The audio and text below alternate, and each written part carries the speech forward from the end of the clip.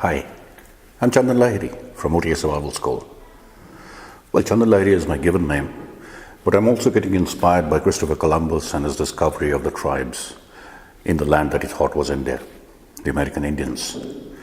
And I'm borrowing from their heritage, and thanks to what has happened to me physically over the last few years, 2006 actually, 10 years now, 11th year running, which is I had an accident on a motorcycle and I broke my knee and I went through a complete knee replacement. So, borrowing from the American Indians, my American Indian name is Broken Knee. And I'm getting on in years, and I believe that life begins at 50. So my life began just about 5 years ago. And as you get on with years and with advancing age, you tend to realize that there are a lot of things that one wants to do, wanted to do, didn't get the opportunity to do. So there's a lot of things that you end up doing for the first time. And there's a saying, when was the last time you did something for the first time? Well, I'm doing something for the first time in my life. I'm not a water person, and I want to get onto the water, to get over my apprehensions about water. I've done some water activities. I've whitewater rafted for a fairly long stretch of time when I was much younger. But now I want to try something which according to many people is crazy. Maybe it is, I don't know. Not until I get onto the water will I know how crazy it really is. But I am getting onto the water, and I'm going onto the water in a very, very new sport across the world. It's got its origins in Hawaii. Aloha, Hawaii. It's got its origins in Hawaii, and it is gaining acceptance and getting a lot more followers all across the world, in virtually every country, wherever there's water. This particular sport is starting. So let me show you what it's all about. Okay, so the sport that I'm talking about is stand-up paddling, what you can see in front of me. Now, it's a very, very new sport. It started in Hawaii some years ago, and that was about the only country where people were practicing this sport and enjoying its many wonders. But now pretty much across the world, this sport is getting practiced, and more every day. This is very similar. It's got its foundations in surfing. Now, the difference between surfing and stand-up paddling is, of course, the size of the board and the shape of the board. That is one. And two, you have paddles. You stand up on this board and use paddles to propel yourself forward. That's the essential difference between surfing and stand-up paddling. Okay. There's another difference between a standard stand-up paddle board and this board. A stand-up paddle board would look pretty much like this, depending on the kind of activity that you want to do. But this one is an inflatable one. It's what is called an SUP, inflatable stand-up paddle board. And because it's inflatable, you can take out all the air, pack it up into this little bag, and so travel becomes so much easier. If you have a standard hard shell stand-up paddle board or a surfboard, it will remain this size, which means you'll need to either put up a roof rack on your vehicle. If you're traveling by air, for instance, you'll have much more difficulty because of the size, volume, weight, so on and so forth. This one would fold up and get into this bag, and I'll show you this bag. It's got the straps, so you can wear it like a backpack and pretty much travel anywhere. That's one good thing about inflatable SUPs. Now, let me take you through the various things that come along with an inflatable SUP. Of course, you need the board itself. I mean, without a board, you can't stand up on water. So you have this, which is an inflatable SUP. This is from a company called Aqua Marina. The size of that board is 12 feet long. At the widest, it's 32 inches. And the rim, the thickness of this board is 6 inches. And that is very important, actually. It depends on, like I said before, the kind of activity you're involved in, your level of competence. The longer the board, the wider the board, and the thicker the board. It's easier for beginners. And like I said, I'm not a water person. I've never been on the water. I've never ever stood up on a stand-up paddle on the water. Actually, I've never even stood up on this, on solid ground, but we'll get to that. So the wider it is, the longer it is, and the thicker it is, the more stable it is on the water. The thicker it is, then the longer and the wider, there's more volume in this particular board. And because it's filled with air, it gives it buoyancy. Now this particular board, which is a 12-foot long board, it's got a payload of 160 kilos. I'm a shade under 100. I think I'm about 93, 94 kilos. And if I'm doing a multi-day trip, then I would have some gear with me, which I'll show you that, which you can carry on that board itself. So let's assume that's about 10 kilos, 15 kilos max. So we're looking at about 100, 110 kilos that I would need to be carrying on this board, including myself. This is a payload of 160. So there's enough leeway between a maximum of 110 that would be carried on this board and the payload, which is 160. Now this board came with this paddle. Now this is a telescopic paddle. Each part gets into another one. Again, makes it easier to travel. You can just dismantle it, and that's the size you got. So you're not carrying a 6-foot, 8-foot, 10-foot paddle on an airline. Now what you do is just fix. You've got this clip here on one part of the paddle, and this bit would fit in there. So you just press that, and there you go. I'll show it to you slightly close up when I'm doing the third one. Again, there is the clip. This one goes up and down. It's a spring mechanism, and once this piece gets in, this will fit into this hole so that it doesn't move. So you just slide it in, press this, put this in, and there you go. You have a paddle. Now this is the paddle which came, it's an aluminum paddle. It came with this board, but this is a little shorter, just about my height. The theory, again, I'm going completely by theory because I don't know anything about stand-up paddling, and all my knowledge is theoretical for the moment. But from what I've heard, a carbon paddle is better than an aluminum paddle because it's got a little more flex. This is the maximum height of this paddle. Ideally, it should be at least this much higher.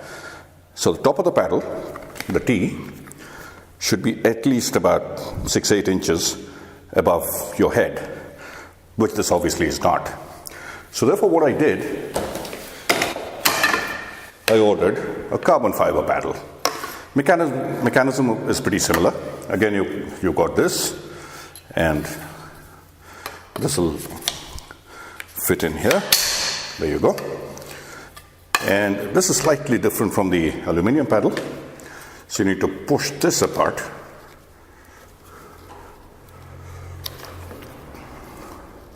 There you go. That's come out, if you can see. And now this piece, the third piece, which includes the T-grip, will fit in into the center piece. Now because it is adjustable, you've got lots of these holes. Depending on what your height is, depending on what size of the paddle you're comfortable with, you can adjust that height. For instance, this is about the maximum height, so it is almost a foot taller than I am. Like I said, I need it about 6 to 8 inches above my head, which is about here. So now what I'll do is get in here, and that clips in place. Now, this is about the height I want. So this is the T, the handle, and you hold the T to give you more power, more control on your paddle. This is the shaft, and this one here is the blade. This one again is Aqua Marina. Now when you look at this paddle, and both of them actually, all stand-up paddles, they are slightly bent, right? So one is the power face, and one is the non-power phase. A lot of beginners, I believe, make this mistake where they would use this phase to propel themselves. Now what this does is just pushes water up. As you're going through, it pushes water up, it'll push your board down, and you lose speed, you lose momentum, and so on and so forth. So this is the way to do it, where the logo is facing towards you, and when you're here, it's still perpendicular inside the water. So I believe that's the best way to do it. Again, theoretical knowledge, so I need to test that out in the water. So I've got two paddles, and if you look at the two paddles, that's the difference.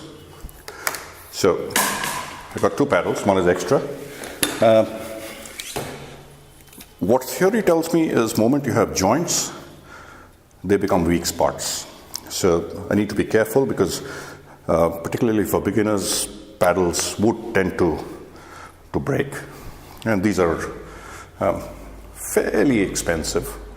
The carbon fiber is about a little less than $100, plus customs and freight and insurance and duty and all that nonsense.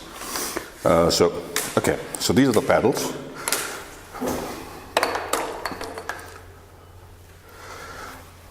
So there's the board, there's the paddle, and the other thing which comes with this piece is a fin. Now this is the fin which helps track the boat. So as you're going through, it is the fin which helps you, aids you in keeping the boat straight. So that's the fin. It's a single fin. Some boards have three fins, two smaller ones on the side and a center fin. This has only one center fin, and there's a locking device, and I'll just show you that in a little while. So this would slide inside, and you would lock it in. This is tough. But if you're in shallow water and you've got rocks, boulders, underwater, this can break. So just be careful when you're putting your board in the water or you're traversing a stretch of water where it's not too deep and there could be rocks and boulders underneath. Just be careful. Don't break this. But this will help keep your boat traveling straight. So that's your fin. The other thing which comes with this, and that's more for safety, particularly if you're surfing waves, big waves, or the water is choppy, you will fall into the water. Whether you're advanced, you're a professional, you've been doing it for 30 years every day, you will still fall in the water. Now when you're falling in the water and the current is kind of strong, the first thing you'll lose is your paddle. As you're falling in, you'll let go of the paddle maybe, so the paddle floats away. You don't want your board also to float away, so you're swimming all over the place trying to get back to your board. So what you have is an ankle leash. So this is connected to a steel D-ring on the rear of the boat, and this is what goes around your ankle. So in case you fall off your board, you're still attached. So even if you're 10 feet away, you can pull the boat towards you, get on top of that, and not lose the board. And once you're on top of the board, you can surf paddle with your arms and pick up your paddle, wherever it is, hopefully not too far away. The other thing which has come with this SUP, this is an inflatable SUP, like I told you. So you need to inflate it. Now how do you inflate it? It comes with a pump. Now the pump has got three parts to it. This is the main pump itself. This is the pipe, which one end would go into the pump, the other end would get into the SUP, and then you pump, pump, pump, pump, pump. This one takes up to 15 psi. Up to about 8, 9, 10 psi is relatively easy to pump. But once you cross that level, it becomes pretty tiring. The closer you get to 15 psi, the stiffer the board will be. It'll be almost equivalent to a hard shell board because there will be virtually no flex in it. So as far as the pump is concerned, you got the pump, you got the pipe, and you got a pressure gauge. The pressure gauge fits onto this top nozzle, and I'll just show it to you. You take the pressure gauge and you screw it on.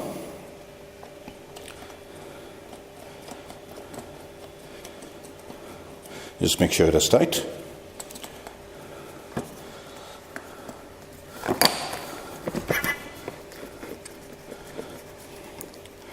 There you go. And as far as the pipe is concerned, it's got two ends. This end would get into the board, and this end will get into this part. Here, you take this, you put that in, and you screw it in place. There you go. Now you're ready to inflate your board. So what you do is, if I go into this end, what do you have?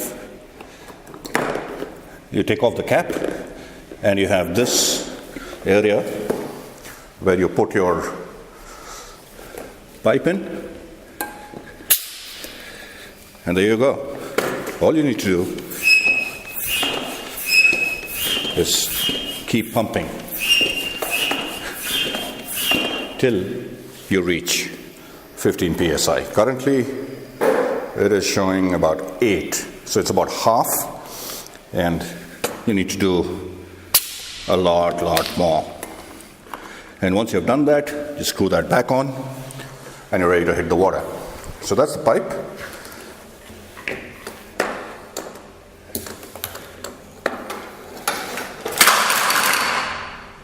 Just be careful you don't do that, because you need to take care of your equipment as much as possible.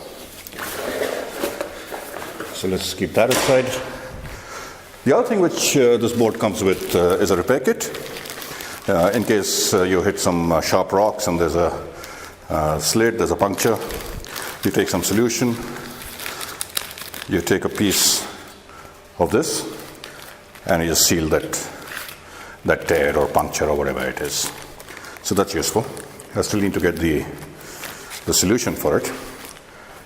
I mentioned that you can carry your day pack, or if you're doing on a multi-day thing, you need to carry maybe food, maybe your tent. So that's where you put it.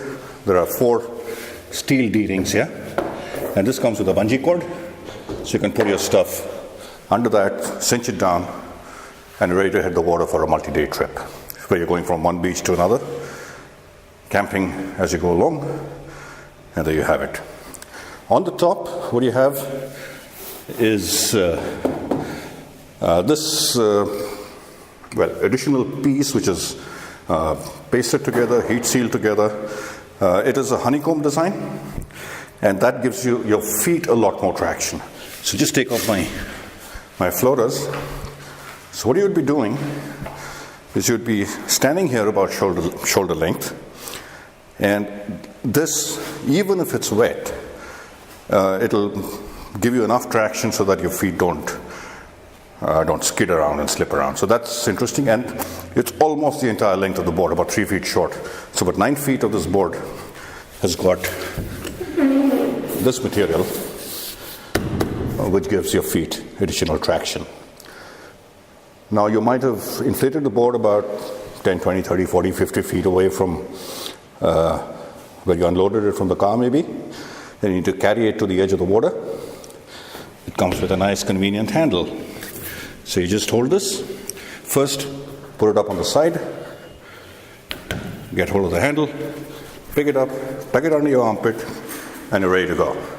Just be careful about wind, because if the wind is coming this way, this will tend to move, and walking will be much more difficult. So whichever direction the wind is coming from, and regardless of which direction you should be headed, this board should be aligned in the direction of the wind. For instance, if the wind is coming from the direction of the camera, I would put it like so. So the wind, this will just cut through the wind, and you won't get stuck. So that is the front of the boat. That is the front of the boat. That is the back. This is on top of the water, and this is the back of the boat. This is underwater. And on all SUPs, on some place or the other, you'll find these details. What you should do, what you shouldn't do, how to take care of it, etc. And this is the area where the fin would go in. If I can get the fin.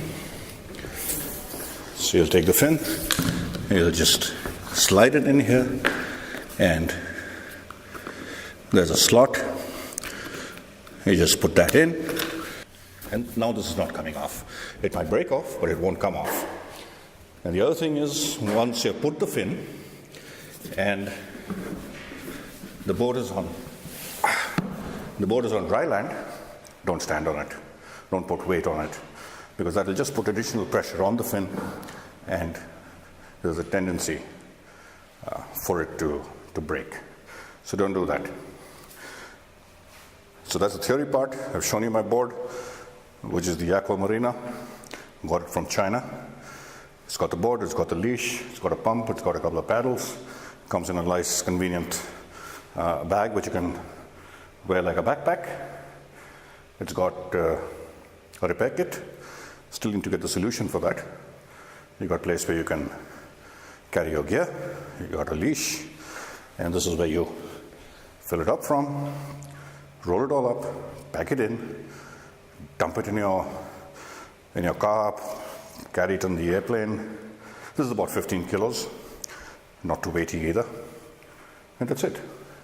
Now to put it on the water and to start balancing on it to figure out whether I fall off or don't fall off. So that's it. So that's my new boy toy. Like I said, I've never been on the water. I'm not a water person. But this is something new that I want to try to figure out whether I can walk on water. Broken knee, setting out. Aloha.